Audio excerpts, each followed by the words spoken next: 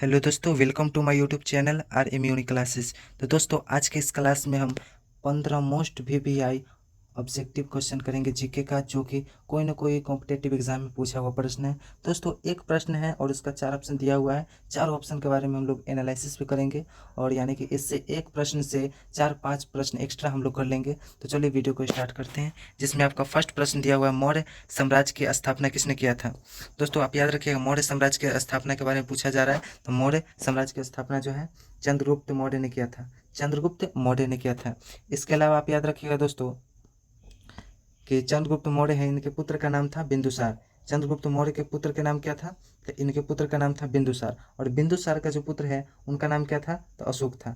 अशोक, यानी कि चंद्रगुप्त मौर्य के पोता हो गए अशोक। ठीक है, अशोक के बारे में आप याद रखिएगा दोस्तों कि अशोक जो है, सम्राट अशोक, जिन्होंने कलिंग का युद्ध लड़ा था। कौन सा युद्ध लड़ा था?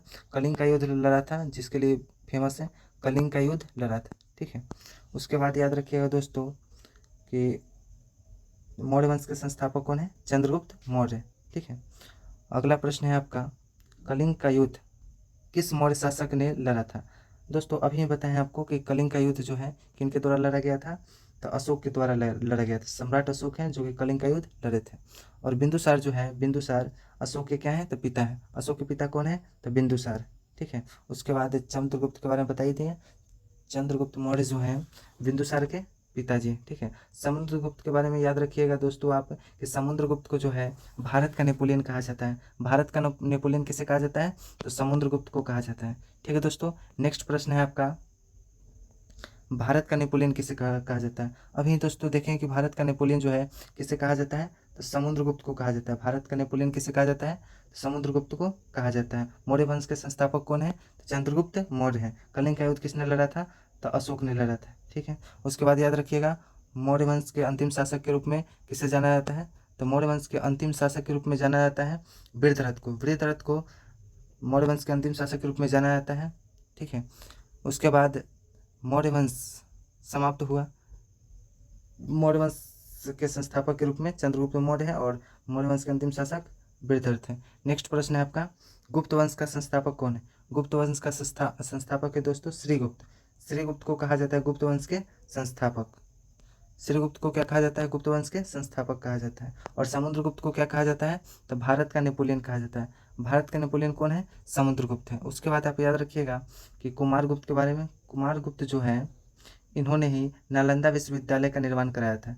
नालंदा विश्वविद्यालय का निर्माण किसने करवाया था? तो कुमारगुप्त ने करवाया था। नालंदा विश्वविद्यालय किस जिला में है? तो नालंदा में। ठीक है, उसके बाद आप याद रखिएगा, नालंदा विश्वविद्यालय को जलवाया किसने था? तो नालंदा विश्वविद्यालय जो है, इनको जलवाने का कार्य किया था खिलजी ने। खिलजी ने। किसने जलवाया था? तो खिलजी ने।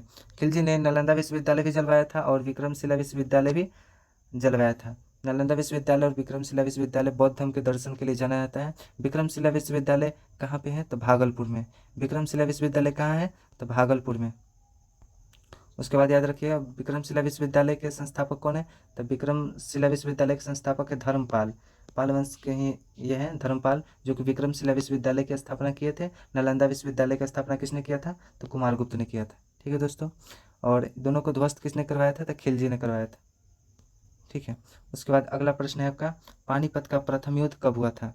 दोस्तों, आप याद रखिएगा पानीपत के बारे में। तो पानीपत एक जगह का नाम है जहाँ पर 3 युद्ध लड़ा गया था। पानीपत का प्रथम युद्ध, पानीपत का द्वितीय युद्ध, और पानीपत का तृतीय युद्ध। जिसमें से पानीपत का प्रथम युद्ध जो है, प्रथम युद्ध कब लड़ा गया था? तो 1526 ईस्वी में लड़ा गया था। पानीपत के द्वितीय युद्ध कब लड़ा गया था? तो 1556 ईस्वी में लड़ा गया था। और पानीपत के तृतीय युद्ध कब लड़ा गया था? तो पानीपत का तृतीय युद्ध 1761 में लड़ा गया था।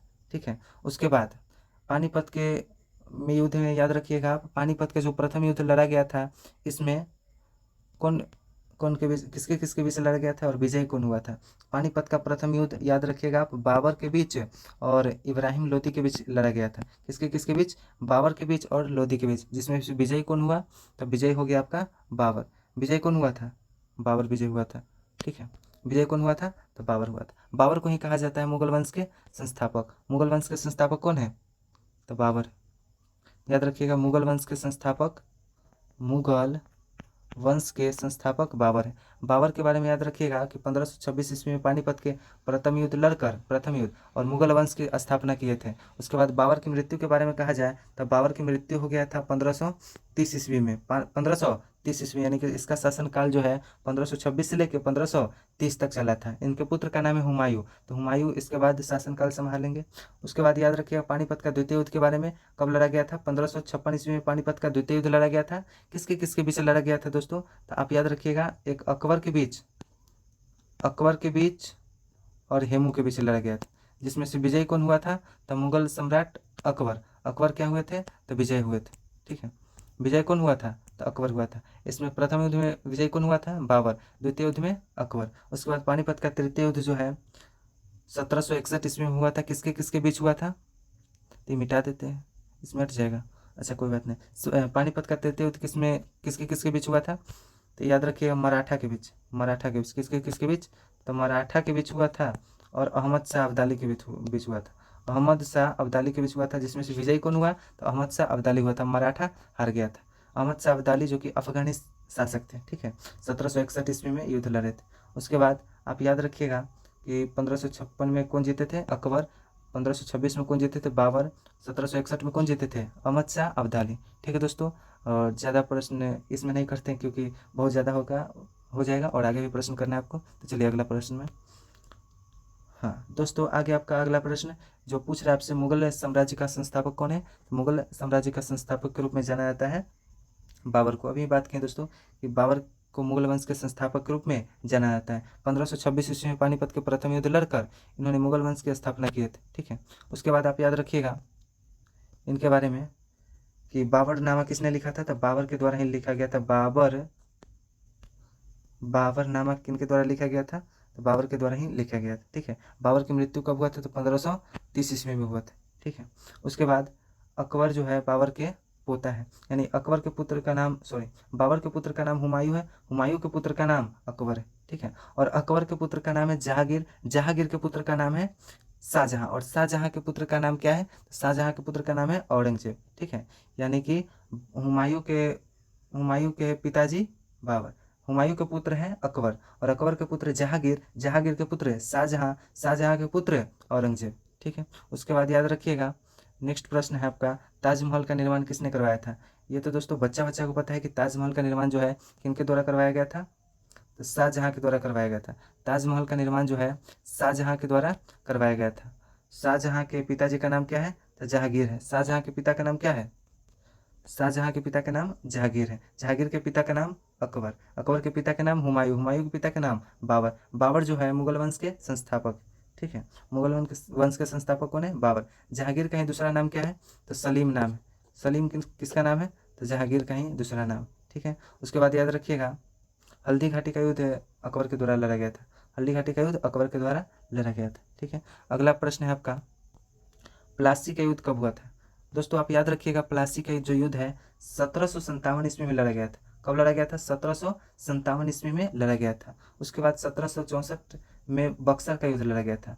बक्सर का युद्ध कब लड़ा गया था? तो 1764 में। मोस्ट इंपॉर्टेंट क्वेश्चन है, बक्सर का युद्ध 1764 में लड़ा गया था मीर कासिम, शुजाउद्दौला और मुगल वंश के अंतिम संस्थापक के रूप में जाने जाते हैं बहादुर शाह जफर।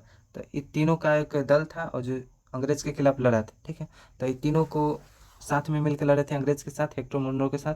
तो क्या हुआ था? पराजय हो गई थी, यानी कि अंग्रेज के सामने क्या हो गए थे? हार गए थे बक्सर के युद्ध में। बक्सर के युद्ध कब हुआ था? 1764 ईस्वी में हुआ था। ठीक है, प्लासी का युद्ध कब हुआ था? प्लासी का युद्ध हुआ था 1757 ईस्वी में। ठीक है,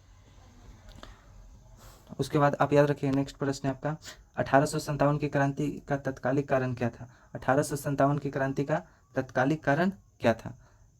तो 1857 की क्रांति का तत्कालिक कारण था कारतूस विवाद। कारतूस मंगल पांडे जो है शुरू किए थे बैरकपुर से। ठीक है, उस कारतूस में जो है गाय के चर्बी और शुगर का चर्बी मिला के बनाया जा रहा है कारतूस। तो इन्होंने मंगल पांडे और काफ़ी सैनिक के साथ मिलकर उन्होंने इस चीज़ का विरोध किया था। ठीक है, किस चीज़ का विरोध किया था? कि हम जो है कारतूस का यूज़ नहीं करेंगे। उसी समय से जो है 1857 की क्रांति प्रारंभ हो गया था। ठीक है, 1857 की क्रांति से आप याद रखिएगा बिहार से, कि जो बिहार के जगदीशपुर से कौन लड़े थे? तो वीर कुंवर सिंह लड़े थे। ठीक है दोस्तों। और अगला प्रश्न है आपका, भारतीय राष्ट्रीय कांग्रेस की स्थापना जो है कब हुआ था? भारतीय राष्ट्रीय कांग्रेस की स्थापना 1885 ईस्वी में हुआ था। भारतीय राष्ट्रीय कांग्रेस की स्थापना कब हुआ था? 1885 ईस्वी में हुआ था। भारतीय राष्ट्रीय कांग्रेस की स्थापना किसने किया था? तो ए ओ ह्यूम ने किया था। किसने किया था? तो ए ओ ह्यूम ने किया था। ए ओ ह्यूम ने किया था।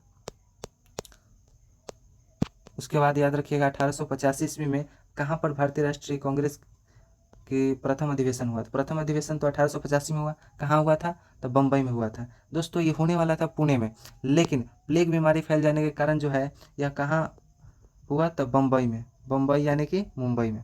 ठीक है, तो बम्बई में संपन्न हुआ कांग्रेस का प्रथम अधिवेशन, जिसकी अध्यक्षता किसने किया था? तो W C Banerjee. W C Banerjee ने कांग्रेस का प्रथम अध्यक्ष बने थे। ठीक है। उसके बाद अगला प्रश्न है आपका, अगला नहीं इसमें देख लीजिए थोड़ा, 1886 कि कलकत्ता अधिवेशन हुआ था। कांग्रेस का द्वितीय अधिवेशन था कलकत्ता अधिवेशन, जो कि 1886 में हुआ था। किसने किया था? दादा भाई नौरोजी ने किया था। दादा भाई नौरोजी ने किया था। दादा भाई नौरोजी याद रखिएगा आप, प्रथम पारसी अध्यक्ष। प्रथम पारसी अध्यक्ष कौन है? तो दादा भाई नौरोजी को कहा जाता है। ठीक है। 1905 ईस्वी में बंगाल विभाजन हुआ था। 1905 में बंगाल विभाजन हुआ था। 1919 में आप याद रखिएगा जलियांवाला बाग हत्याकांड हुआ था और रॉलेट एक्ट कानून पारित हुआ था। रॉलेट एक्ट कानून को काला कानून कहा जाता है। नेक्स्ट प्रश्न है आपका, कांग्रेस के प्रथम अध्यक्ष कौन थे?